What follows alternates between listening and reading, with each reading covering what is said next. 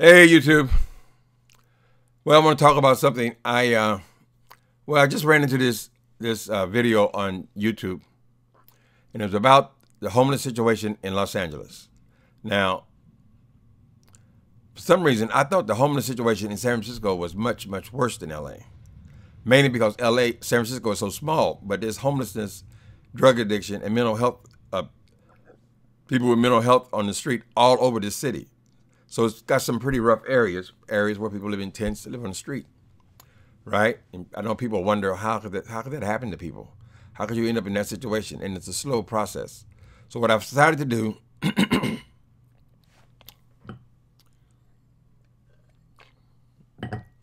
going to read something from my book. My book is METH MONSTER,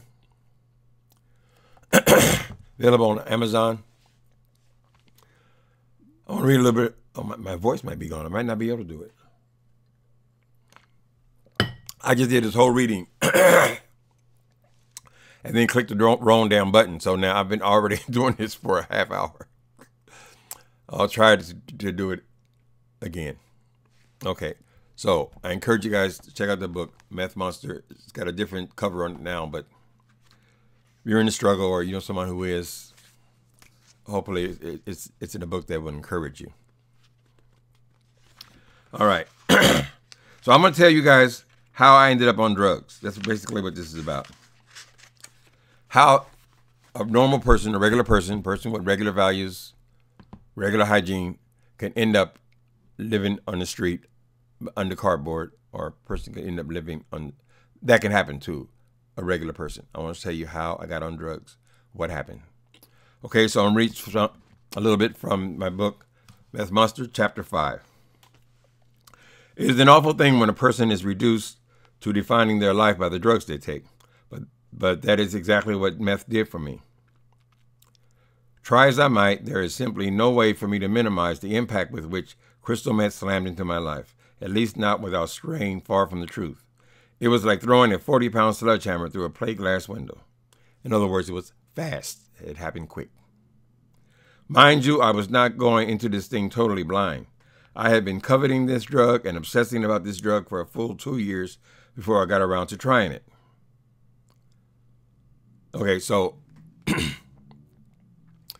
was an alcoholic. I drank too much was the issue.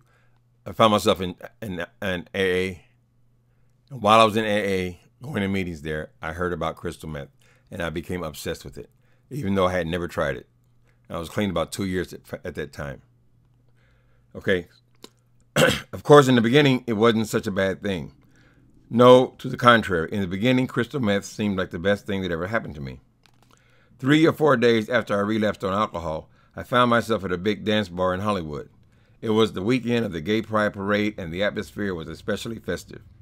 I had been drinking every night since the day I gave up my sobriety, and by Sunday morning, I was very drunk. At this particular bar was known for its all-day beer bust, which started promptly at 6 a.m. every Sunday morning. It was also the easiest place to find meth. And that's where it all began. I was already drunk and obnoxious, so what the hell? I just walked up to the first dude I saw who looked like he was dancing a little too fast for the music, and the next thing I knew, we were in his car, sitting in his car, doing the deal. And then, not 10 minutes later, when I walked back into the bar, I had a sudden realization. I was no longer drunk. Just like that, I was in full control of my mind and all of my senses. Remember, that was the issue. That was why I ended up in AA in the first place, because I would get so drunk. So when I tried this drug, instantly I was no longer drunk, even though I had been drinking for 3 days. That's significant, and it'll come back. The importance will come back. There was another thing that I think was very significant about this maiden voyage into the underworld of meth. From across the dance floor, I spotted this really attractive young guy leaning over a balcony above the smoking crowd. And I thought, this has to be the most attractive dude in the place. And you know what I did? I walked right over to him and introduced myself. And when we finally left that bar, we left together.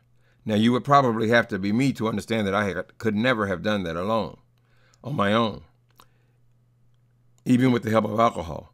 My fear of rejection had always been so intense that I rarely approached anybody. So what was this? Where was the fear? It sounds ridiculous even to me if I suggest that a person can be totally hooked on a drug from the very first time they use it. So let me see if I can put it a different way. Nope, there is no better way to put it. I was hooked on meth from the very first time I used it. Hooked because I could not stop using it after that first morning at the bar. That first day I spent $10. The next day it was 80. And by the third day I was back in the department store stealing to support my high. I want to digress here for a moment, because if there's one thing that I don't want to do is to spark anyone else's curiosity about this or any other drug. To this day, I still struggle with the fact that I first heard about crystal meth in 12-step meetings. But I believe that the Lord is calling on me to tell the whole truth, and I intend to do just that. So if you are a person who is still struggling to stay sober, or if all this drug talk simply makes you uncomfortable, then please turn the page, man or woman.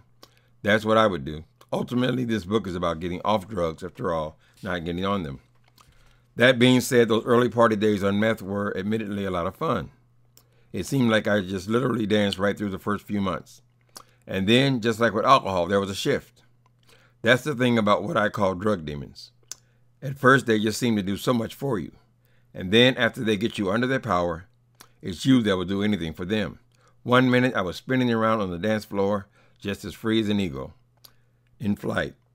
And then, in what seemed like just a blink of an eye, I found myself sitting on the floor of a cockroach-infested, abandoned building trying to find a vein.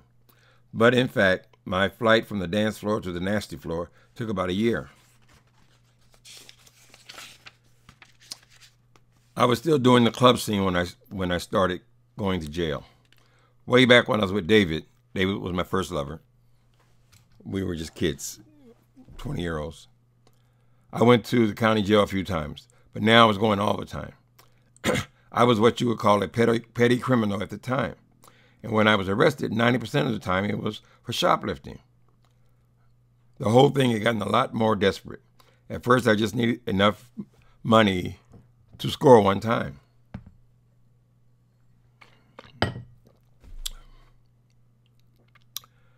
Then I would sell and barter what little I had to get more and more until I went to sleep 3 or 4 days later. Soon I couldn't sell any drugs. I was doing it all myself. And after I started shooting up, the party was essentially over. I didn't have time to be standing around in clubs. I needed $100 a day minimum to stay high. And as I began stealing more, jail became a second home.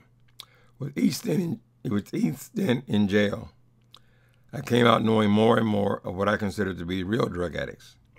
These were easily identifiable speed freaks. Many picked at their skin, wore dirty clothes, and for some reason always seemed to be looking for something on the ground.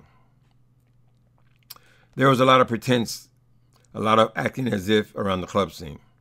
True, many guys still had jobs, cars, and apartments, but many more were just pretending they did. I know that a lot of those guys were shooting up crystal just as much as I was, but talking about using needles was definitely taboo. Thing was, as long as you looked like you were holding it together, you could still find people who would give you drugs. For me, the final split between these two worlds, here it goes,